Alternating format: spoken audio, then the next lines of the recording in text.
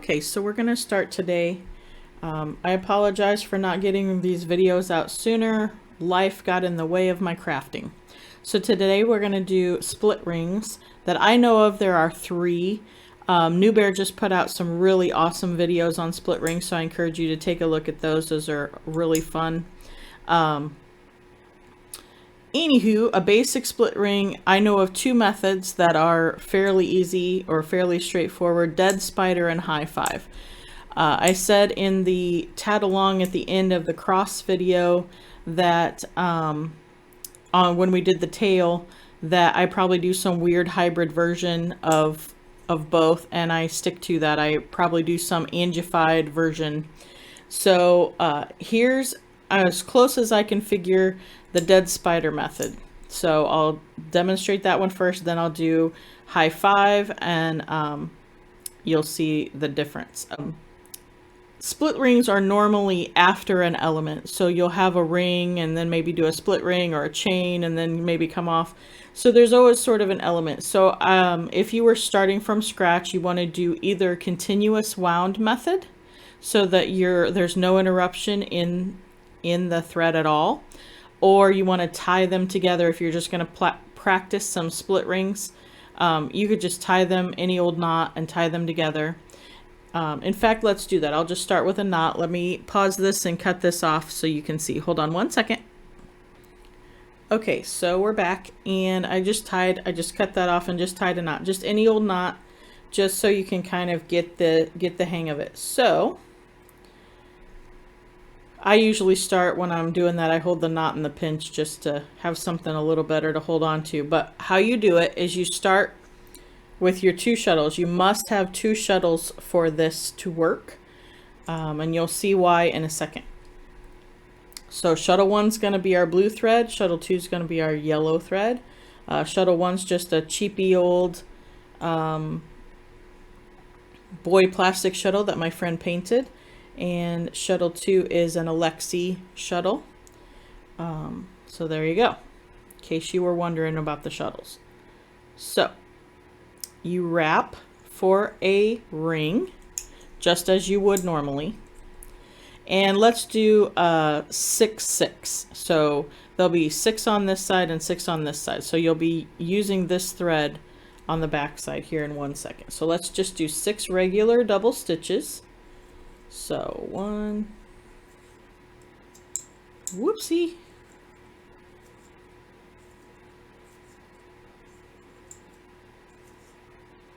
and I got too small. 1 more for 6. Well, of course that last one isn't going to go in there. Smooth to save my soul. There you go. And 6. Jeepers creepers. So there's our 6 double stitches. All right, now you're going to take shuttle 1. You're going to open up your loom a little bit so you have some room to work. Take shuttle 1 and just lay it off the back of your hand. Just get it out of the way, but you want it off toward the back. Then you're going to pick up, now see how my loom is really loose and it's not really on my fingers. Good. So just pick up shuttle 1 again and just close that loom a bit to tighten it up to the consistency that you would like. Now, dead spider, you're going to kind of put it tall on your index finger. Get out of there. There you go. I'm going to put it tall on your index finger, and all your legs are going to be in the air. This is hard for me because I'd rather have my thumb in there, and I do it, like I said, a weird high 5, I think. So you can put all of your fingers in there like that. I usually have my pinky hanging out, but for this, I think I'm going to put it in there. So dead spider, and then you're going to do rods, R-O-D-S, reverse order double stitches. Now this is something that confused me when I was a beginner, because I thought rods, R-O-D-S, was simply the same way every single time. If you did the second half first and the first half second, it was the way I'm going to show you all the time. There's a difference. There is rods flipped and there is rods unflipped. Rods flipped is what you would do if you were doing front side, back side. If you're doing front side, back side tatting and you made a ring and then you would normally flip your work to do the chain on the back side, you don't reverse your work. You simply work it from the front and you would do reverse order double stitches and you would flip those stitches. When you do a split ring, you do reverse order double stitches, but you encapsulate. You do not flip. I'd just like to interject here for 1 second. What I either just said or I'm about to say, depending on how I cut this in, is a slight bit confusing, and I just wanted to come on and correct what I'm about to say. If you make a ring, you must reverse work for the ring to curve in the correct way. If you didn't reverse work on this piece, for example, then your yellow thread would be on top ready to make a ring. Case in point, we just made a chain coming off. If we continued on, now we're set up for a chain, it would be blue and the chain would curve this way. If not, if we came off this ring and set up for a chain, the chain would be blue and this would be a thrown off ring. Because the chain, it would be a weird thrown off ring because the chain would then curve this way. It would look really strange actually. But that, so if you were doing reverse order double stitches for a front side, back side, you would still reverse your work as normal. You would just do rods instead of doing regular stitches. So I'm sorry for the confusion. You would always have to reverse your work to make it curve in the proper way. Ringhead Joe all the way. So look at Ringhead Joe. That stands no matter what if you're doing front side, back side. The only thing that changes if you're doing front side, back side is the order of the double stitches that you're doing. Sorry for the confusion. Carry on. So you have your 6 double stitches. We're going to do 6 double stitches on this thread, this bottom thread, and you do second half first. So normally you would go under over. Second half first is over under. So you go over, under, and you keep this between your hands, this bottom thread, as tight and as taut as possible, and just slide that other thread unflipped down into your pinch and snug it up nice and snug. Then you would do the second half, so under, over, and again encapsulate. So you would slide that stitch down. See how it's not flipping? And there you go, there's 1 double stitch. Whoops, if I would get in camera, you'd see it even better. And what that does, if you notice, well, let me do another one because it's kind of hard to see on just that 1 stitch. So you get off as much as you need there, and so then you do second half first, so over, under, keep this taut, don't flip that stitch, pull it all the way down into the pinch, under, over, pull it all the way down into the pinch. I think I did that backwards because that doesn't look right, so let's retro tap that because I think I told you opposite. Oh, nope, I didn't. It looks okay. Just kidding. It was just rolled. And that's the one thing on with this, they do tend to roll up. So if you can hold them in the pinch a little bit, that will help. I'm trying to leave them open so you can see what I'm doing. But again, third stitch, over, under, do not flip, pull it down, under, over, pull it down. So now we've done, see how it kind of wants to roll up? So we've done 3. So now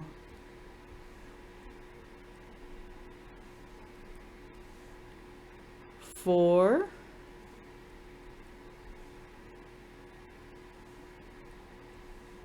5. Get your tails out of the way. They are always in the way. And then 6. And just gonna pause right here. And if you look, Doing the reverse order double stitches in this fashion puts the belts, the top of your stitches, all on the same side. See how the blue and the yellow, come on, there you go. The blue and the yellow are all on the same side. So now what you're going to do, so now you have this ring. Now you have a split ring. We've done 6 and 6. So now you need to close it. So pick up shuttle 1 again. Hold your stitches in the pinch just like you normally would to close a ring. Slowly start to take out your fingers. That's just a good habit to be in, because if you take them all out, chances are this is going to twist up. See, like it's doing. It's going to twist up as you close and just make it harder to close. So that's why I try to keep my fingers in as long as possible. Pull around as you normally would to close. We're almost there. And do the little floofy, of course. Got to do the floofy. And there is our split ring.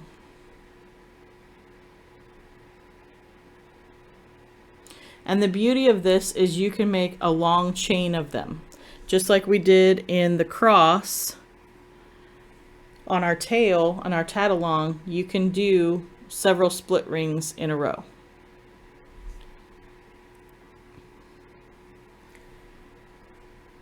So if you wanted to do another one, we're going to do another one, do high 5 method. We're going to keep shuttle 1 as the blue thread. So you would wrap for a ring. We're going to do high 5. Choke up on this just a bit. We're going to do another 6 6. So, and you'd want to get it really close. I'm going to leave a tiny bit of space just because I have a hard time getting them super duper close. So I'm going to purposely leave a little bit of gaposis.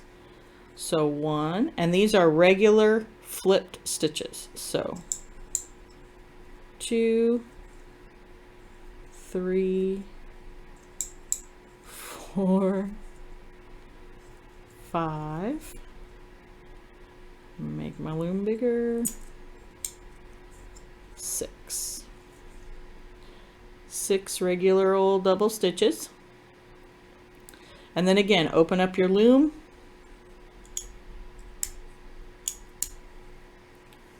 Lay shuttle 1 out of the way. Now the first one we did was dead spider. Now we're going to do high 5.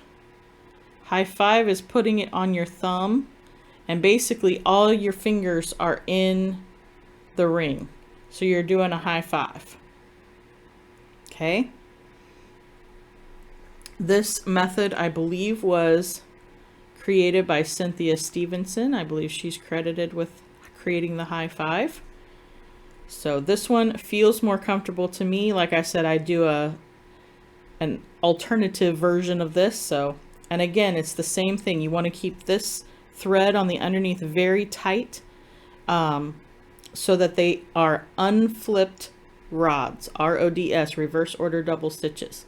So you saw I just almost wanted to do under over, but that's not how we start. We start over under, and again, pull that down, and that normally wants to curve like that. It's okay, just move it out of the way and get that first stitch, and then under over, keeping it tight, and then you can scoot it over.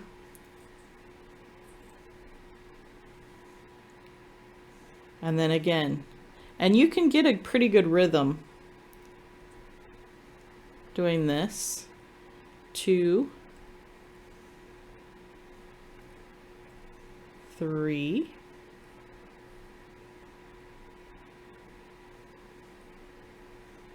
4, and let me make this just a little closer, so maybe this will help. Gonna zoom just a bit.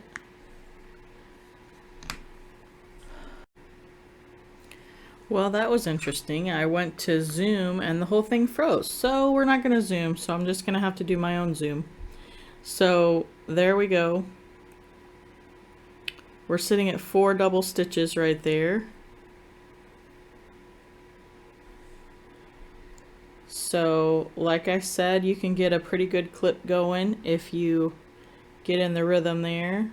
5.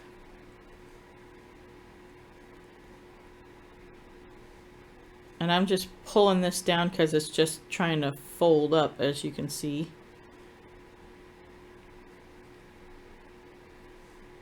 6. And then you set down shuttle 2, go back up here, pick up shuttle 1. And this is kind of nice if you realize that, you know, the first stitches weren't as great as what you want them to be. You can pick them out and retat them. Retat those underneath, add more if you think you need more. All doing before you close the ring, so you don't have to fuss with trying to open a closed ring once it's done. I think split rings are very hard to open, but that's just me. Maybe someone has a trick and they're actually easy and I'm just making it harder. But again, do the little pull it, floofy dance, whatever. And there you go. That's Dead Spider. I'm sorry, High 5. That one's Dead Spider. High 5 method. As you can see, they look identical.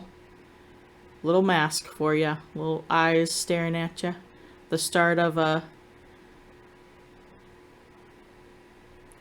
string of them. So there you go. And then of course, if you wanted to switch and do all that, you could do a shoelace trick, and then I messed this up pretty bad in the other video, so let's see if I can sort of redeem myself. You just do the first part of tying your shoes.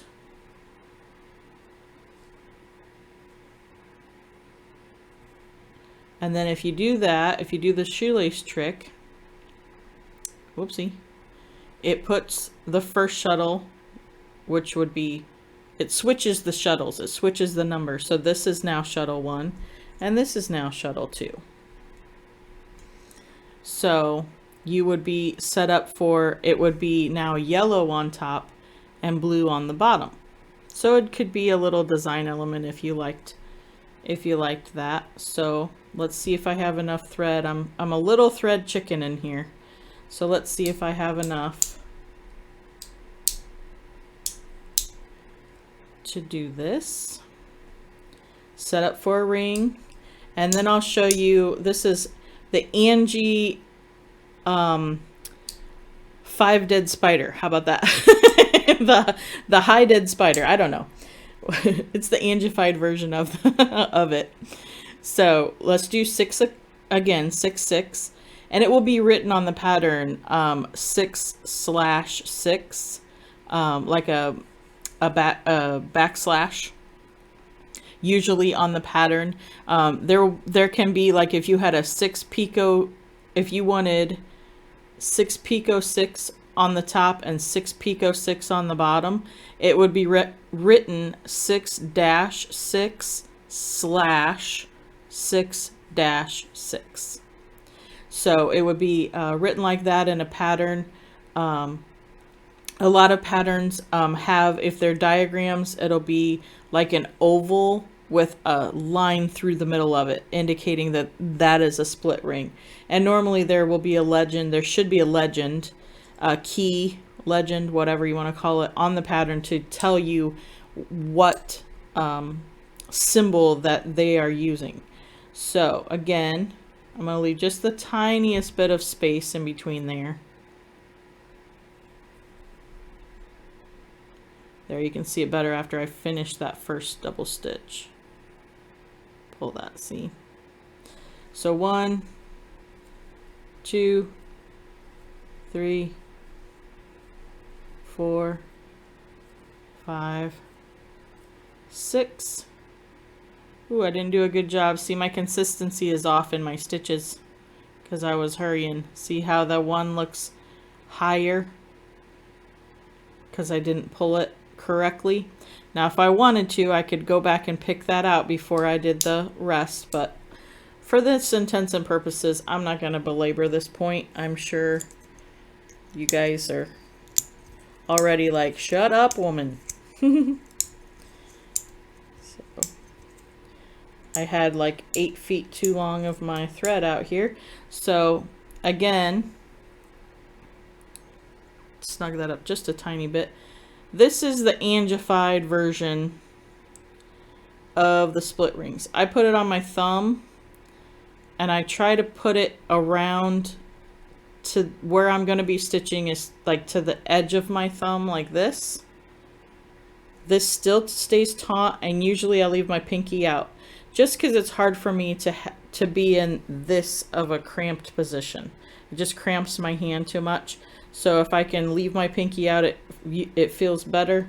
And I choke up on the thumb quite a bit and leave it right about there. So again, shuttle 2, you start over under and then just snug that stitch up, and it's gonna want to pull that out of the way. And that's the beauty of dead spider, is you have your thumb out to kind of hold that. But if you're careful, you can do it. See, there you go. And then 2, 3. Ugh, got caught. 3, 4,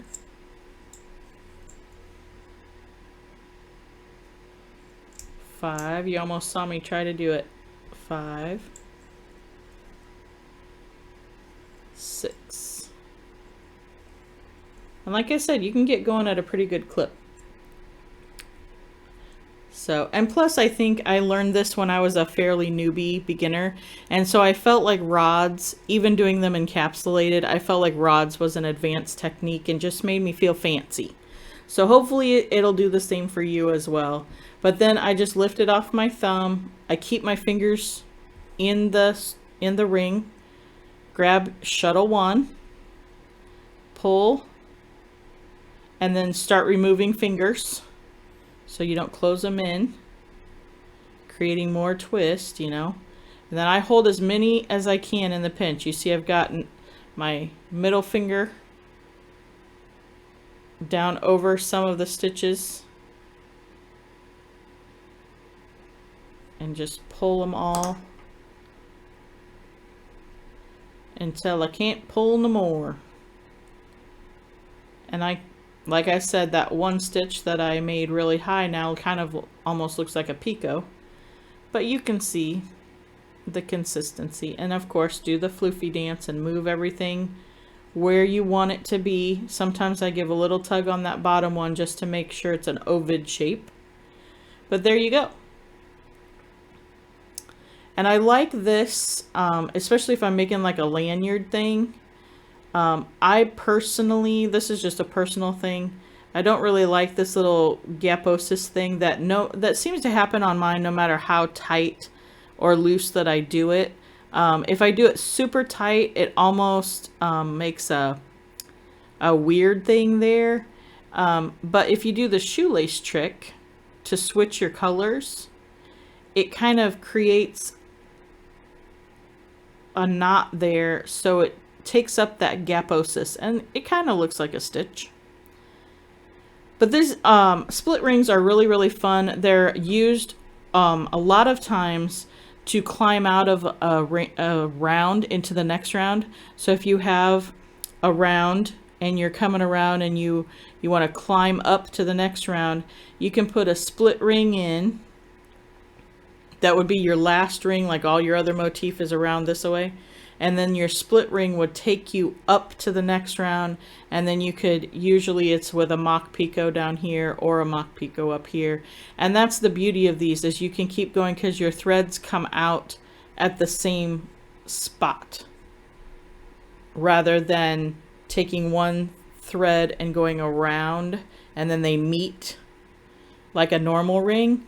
These, both of them are starting and stopping at the same point. So they're both going from point A around in their own little orbits, if you will, and meeting back in the same spot, coming out the other side. whereas a regular ring starts, goes around, and meets itself back at the beginning. So these are really helpful. They're really pretty. I think they're fun little things. They're super fun to do with color. I love experimenting with different colors. I love colorful tatting. So to me, this is just a great bunch of fun where you can take two colors and kind of swap them and swoop them and make it look really cool, especially if you're doing a long chain of them. They make really great tails for the end. Like, let me grab one here that we didn't really do anything on. This is my, oh boy, long tail. This is the size 5 cross that we did for the tat along. This is the size 5, and I just left a long tail of nothing. It's just a nothing tail. So it would be really cute to have a bunch of split rings on this. And this is the one where I ended at the side instead of at the bottom. And as I said in that video, I might even just take these tails off and do it at the top, and then just have like a split ring. You know, if you tied this in and did a split ring lanyard out the top, obviously not in these colors, but did a split ring lanyard out the top, then you'd have like a little bookmark, looking more of a bookmark to me rather than out the bottom.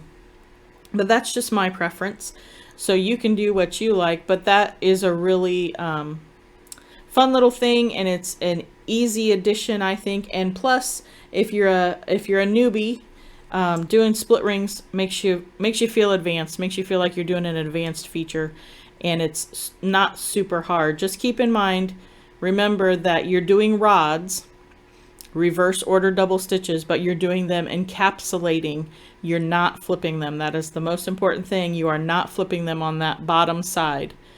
So if you flip them, the belts will be on the wrong side. So I hope that that was instructional and helpful, and I hope that you all have a fantastic day. And remember that you are the master of the threads. You have opposable thumbs and scissors. Thank you so much for watching. Have a beautiful day. Bye-bye.